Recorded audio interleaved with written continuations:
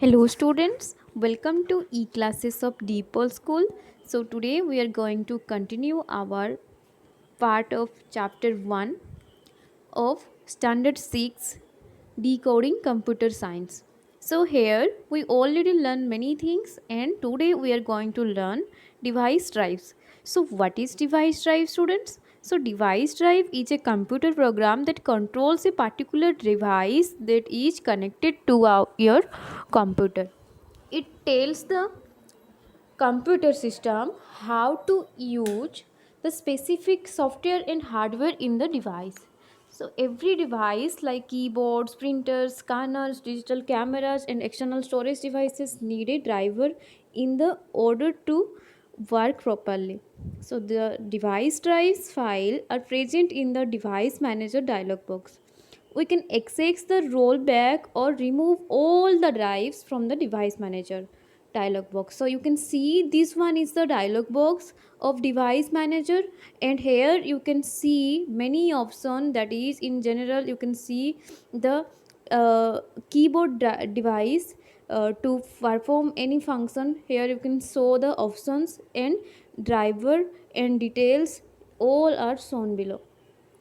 So this one is known as device drive. So in the next one we are going to learn a new thing, that is translators. A translator or a programming language processor. So the translator is also known as the programming language processors, is a computer program that translate the inputs in high level programming language.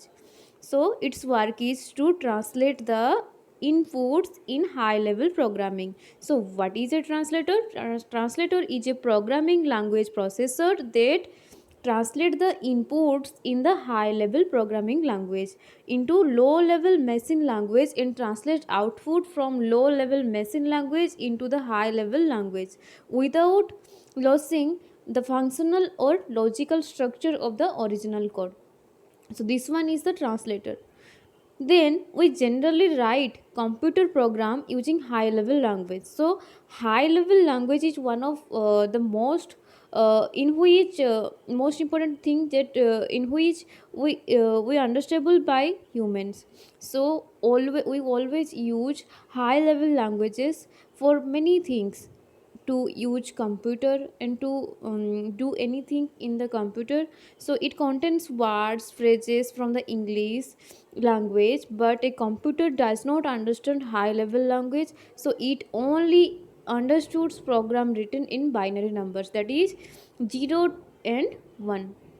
So the these 0 and 1 are known as the code or the machine code languages that the computer can understood. So a program written in high level language is called source code. So we need to convert the source code into the machine code. So what we have to do, if we want to write something in English here, so the computer, you have the translator work is to uh, um, to transfer the English word or the general word to the coding language. Okay, so this one is known as translator.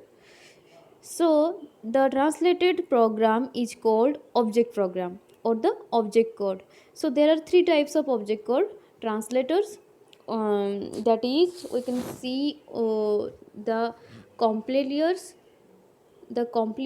compilers and the interpreters and assemblers. So compilers scans the entire program and translate it as a whole into machine code.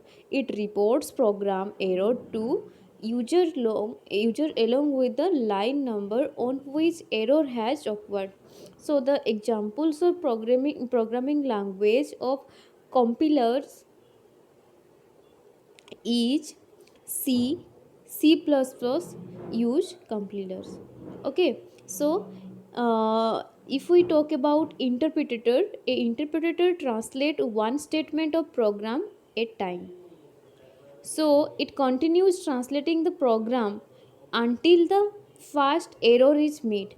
So in which case it stops. Hence, during or running the program is easy. So by the interpreter, the running of program is easy. So programming language like Python and Ravi use interpreters. And assemblers, an assembler is a program that takes the computer instruction and converts them into pattern of bytes that computer's processor can use perform its basic operations. So now we complete our chapter 1, that is the uh, our computer.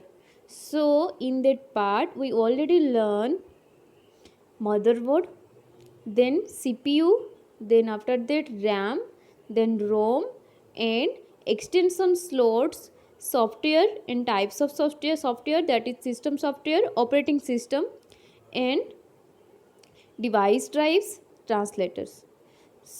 So now you have to do your exercise by own. Then after that I will send the answer copy in your group. Okay, so see you in next class, students. Thank you.